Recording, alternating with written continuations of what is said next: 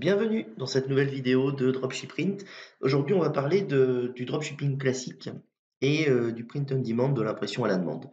Donc, dans cette vidéo, je vais aborder simplement des questions que vous vous posez certainement. Est-ce qu'en 2019, le dropshipping est mort, comme on l'a entendu en 2016, en 2017, en 2018? Et est-ce que le POD, c'est le nouveau dropshipping? Est-ce que c'est le nouvel Eldorado?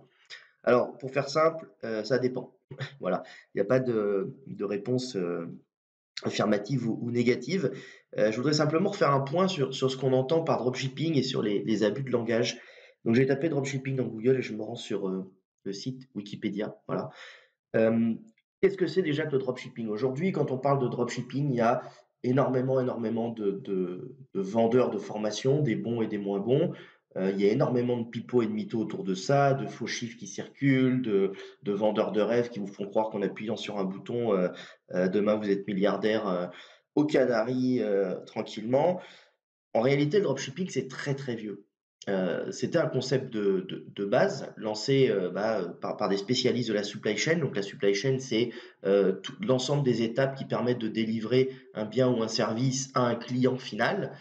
Par exemple, quand, voilà, Unilever va produire, un produit, je sais pas, de nettoyage, pour le sol, il va, le produire à l'usine, il va l'envoyer dans un premier stock. Le stock, il va l'envoyer dans les entrepôts de stockage d'une chaîne de grande distribution, et la grande distribution va l'envoyer au Auchan, Carrefour, au Leclerc à côté de chez vous, qui va le vendre au client final. Voilà. Tout ça, ça a nécessité une certaine organisation, un certain processus. Et en fait, c'est ça, le dropshipping, c'est dans ce processus, on ne stocke pas les biens. C'est-à-dire qu'on va faire fabriquer des biens, par exemple, les mettre à disposition dans un entrepôt chez un logisticien dont le métier c'est d'expédier. Et quand il y a une commande, mais c'est pas forcément une commande d'un particulier unitairement, hein, ça peut être une commande d'une palette ou d'une centaine de palettes par un magasin X ou Y en France, le logisticien va faire l'expédition. Voilà. Et en fait, c'est simplement ce qu'il faut bien comprendre dans le dropshipping, c'est que c'est simplement une méthodologie de travail. C'est pas du tout une fin en soi. C'est-à-dire qu'on peut être une grande marque, faire fabriquer ses propres produits, sous sa propre marque, sous son propre branding, mais qui sont des produits uniques que vous avez conçus et simplement, faire du dropshipping en ce sens où vous n'allez pas stocker, vous mettez à disposition chez un prestataire externe qui est un logisticien. Voilà.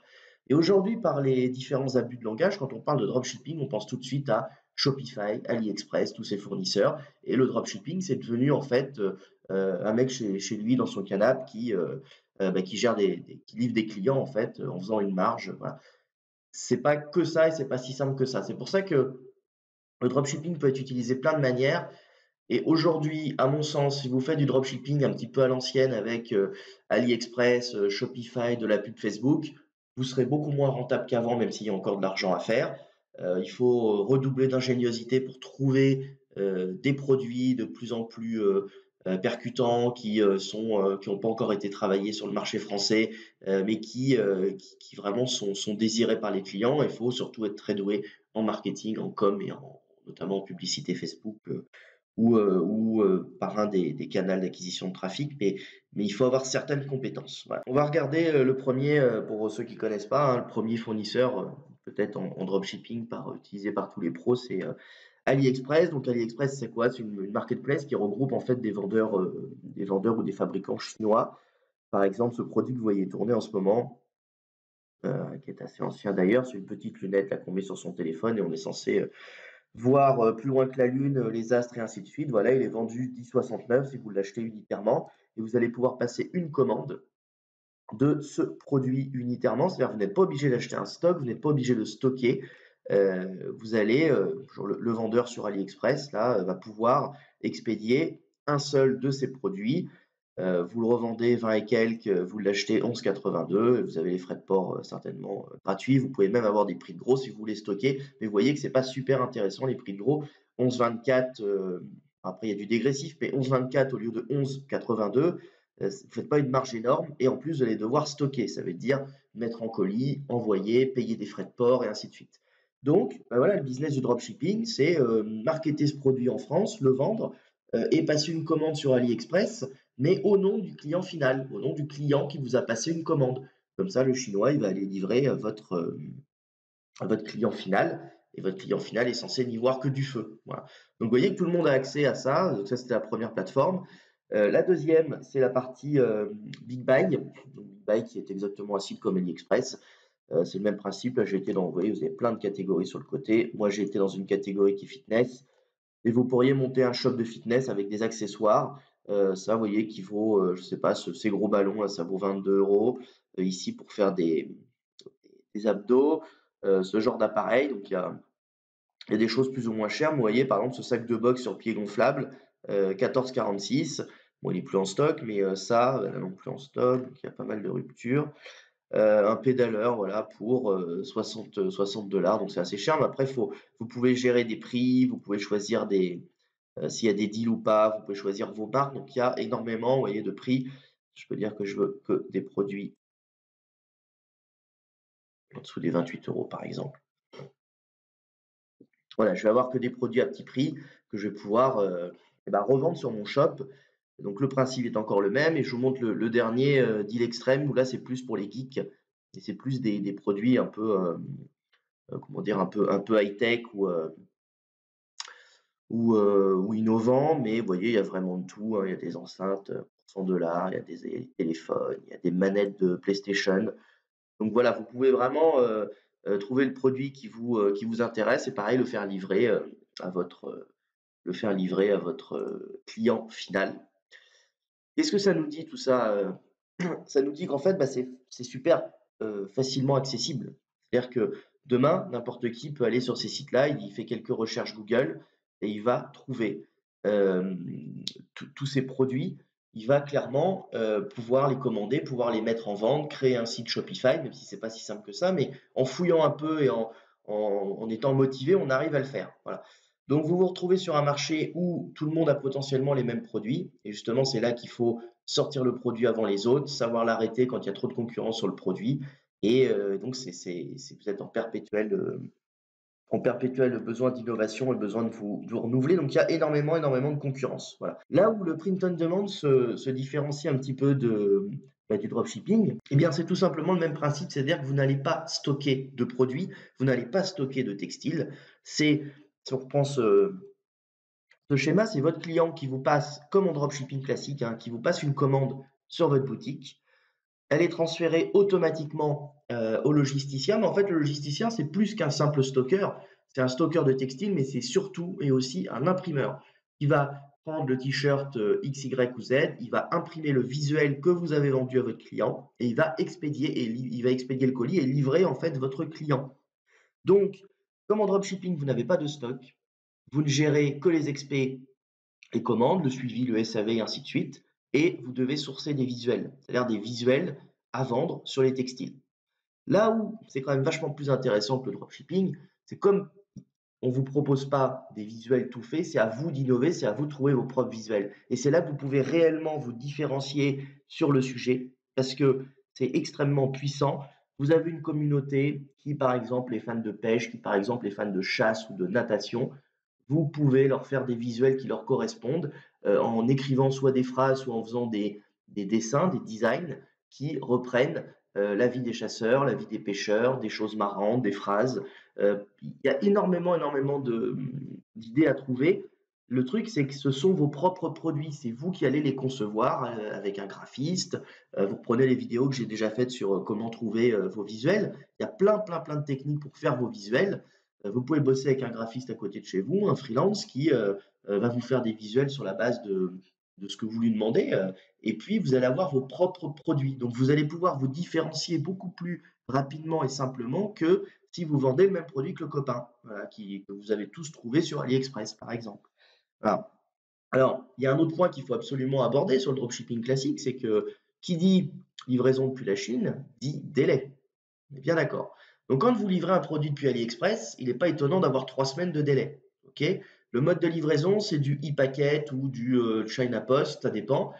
On est bien d'accord que quand un client reçoit un petit colis China Post 3 semaines plus tard, écrit en chinois dessus, le côté branding de votre marque, c'est quand même assez limité, quoi. Voire, c'est plutôt du shop éphémère. Donc, il y a des services qui existent pour rebrander le packaging, pour stocker en France ou autre, mais là déjà, il faut avoir quelques ventes, quoi. Donc, pour se lancer, c'est beaucoup plus compliqué. Par contre, En print on demand, nous, on imprime depuis la France. Votre client est livré en gros sous 5 jours. Donc, c'est 3 jours ouvrés à peu près d'impression et 48 heures de livraison. Et c'est de la livraison colissimo. Ça veut dire numéro de suivi de la poste. Et surtout, on peut aller sur le site de la poste suivre son colis. On ne va pas sur le site China Post ou ePacket ou je ne sais quoi, écrit en chinois ou en anglais avec un site. Voilà. Là, on arrive sur un site officiel que tout le monde connaît, tout le monde fait confiance à la poste, même si des fois il y a des ratés comme toute entreprise. Mais voilà, il faut bien comprendre que les délais de livraison, c'est réellement problématique en dropshipping. En print on demand, ça va extrêmement vite d'expédier pardon, un colis. Donc, votre client est livré extrêmement rapidement. Vous avez très très peu de SAV à gérer puisque vous shootez un mail au moment de la commande. Votre client dit ah c'est cool, ma commande est bien passée, j'ai payé, tout va bien. Quelques jours après, vous avez l'expédition, vous shootez un mail au moment de l'expé, le numéro de suivi, donc là 3 jours, le client il n'a pas eu le temps de s'ennuyer ou de s'inquiéter. Ah bah nickel, ma commande elle est partie. Et là, une fois que la poste a pris en charge le colis, même si ça met 48 ou 72 heures, ou même des fois 4 jours, parce que la postière est passée, le client était absent, le colis loge pas dans la boîte aux lettres, le colis a été déposé à la poste à proximité de votre client. Bah, au moins il sait où est le colis, il peut suivre sur le site, il a tout le suivi, il a tout l'historique, il peut appeler la poste s'il y a un problème. Si jamais il est inquiet, il a un 0800 où il appelle, on peut même faire un message sur le site de la poste et il a vraiment toutes les infos. Donc ça, c'est super, super important. Les délais de livraison, notamment pour la fidélisation. Vous le verrez, vous le savez peut-être, la publicité Facebook coûte de plus en plus cher.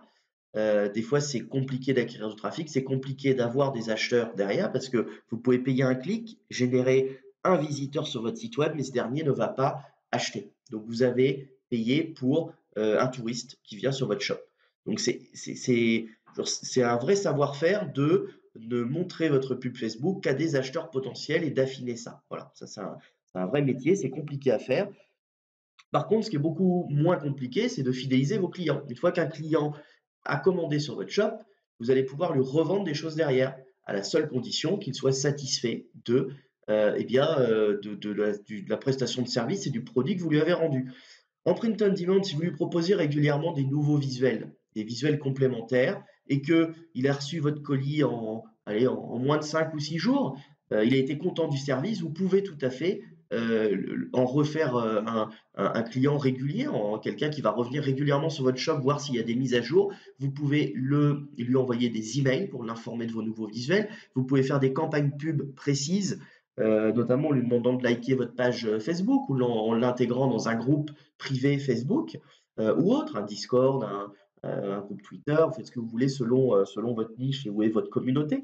Mais vous pouvez réellement voilà, faire des campagnes marketing sur des dates précises, la Saint-Valentin, la fête des pères, la fête des mères, l'ouverture de la chasse, par exemple, la fermeture de la chasse, l'ouverture de la pêche, l'ouverture du brochet, de la truite. Vous voyez, si on est là-dedans, on peut faire énormément, énormément de choses.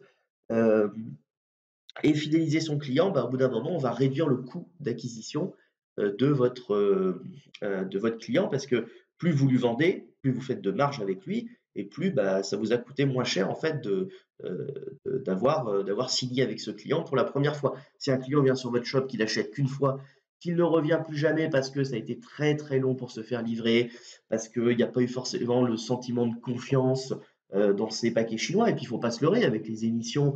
Euh, le dropshipping classique avec les émissions qui en ont parlé notamment sur M6 ou les vidéos YouTube qui tournent, il y a de plus en plus de consommateurs qui sont au fait bah, de la technique, quoi. Donc, ils vont soit sur AliExpress en direct et qui vont directement se faire livrer et attendre 3 semaines, soit sur des applis comme Wish, par exemple. Donc, si vous n'êtes qu'un intermédiaire entre ces plateformes-là et que vous n'amenez pas une innovation, quelque chose de complémentaire ou de supplémentaire, bah, voilà, c'est plus compliqué. Et puis, bah, on parle beaucoup de print on demand pour lancer sa boutique, pour créer sa marque de textile. Mais il faut pas oublier une chose, c'est que vous êtes peut-être déjà e-commerçant et vous vendez déjà d'autres produits et vous souhaiteriez soit faire de l'upsell ou du cross-sell auprès de vos clients actuels. Donc, je sais pas, vous avez une boutique vous vendez des jeux vidéo, par exemple, ou vous faites du rétro gaming, ou vous faites je sais pas, des choses en rapport avec la console. Euh, Demain, vous pouvez créer des visuels qui reprennent l'esprit du rétro gaming, l'esprit geek, l'esprit des joueurs de jeux vidéo, des streamers Twitch, de tout ça, et en faire une gamme de textiles. Et vous créez votre propre marque, voilà, vous créez votre boutique, et lorsque vous avez une commande, et ben, vous la passez, auprès d'un fournisseur de print on demand, donc en l'occurrence, Dropshiprint, et on va imprimer, on va expédier, on va livrer votre client. Donc en fait, vous faites des ventes supplémentaires sans avoir de stock à gérer. Vous avez, bah, la création de la marque, mais franchement, quand vous êtes allié avec un bon graphiste ou que vous connaissez les tips pour créer vos visuels, eh bien, ça peut se faire extrêmement facilement. Donc pour résumer, voilà, il y a que des bénéfices en fait à se lancer dans le print on demand. Je dis pas que le dropshipping est mort, mais le dropshipping un peu à la papa à l'ancienne, heu, commence à mon sens à s'essouffler. Rien ne vous empêche non plus en dropshipping, hein, de faire créer vos propres produits, trouver un fabricant, chinois ou d'Europe de l'Est ou même français, hein. On va chercher en Chine, mais en France, il y a, des petits artisans à côté de chez vous qui conçoivent certainement des produits. Ils ne savent pas les vendre sur internet. Ça s'appelle aussi du dropshipping, d'aller voir, je vous dis une bêtise, vous allez voir son fromager à côté, lui dire: «Voilà, tu fais des fromages, tu ne sais pas les vendre sur le web, moi je vais créer un e-commerce et tu vas expédier tes fromages partout en France.» Voilà, c'est du dropshipping, mais la vision est complètement différente que de vendre un produit qui est déjà marketé par énormément de monde.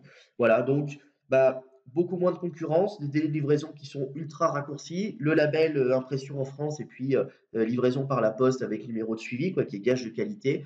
Tout ça, ça vous permet, bah, de fidéliser vos clients et surtout le print on demand, vous pouvez en faire des produits complémentaires qui vont augmenter votre chiffre d'affaires et qui vont surtout, bah, booster votre marge. Voilà, bah, j'espère que cette vidéo vous a éclairé sur ce que c'est que le POD et ce qu'on peut faire avec.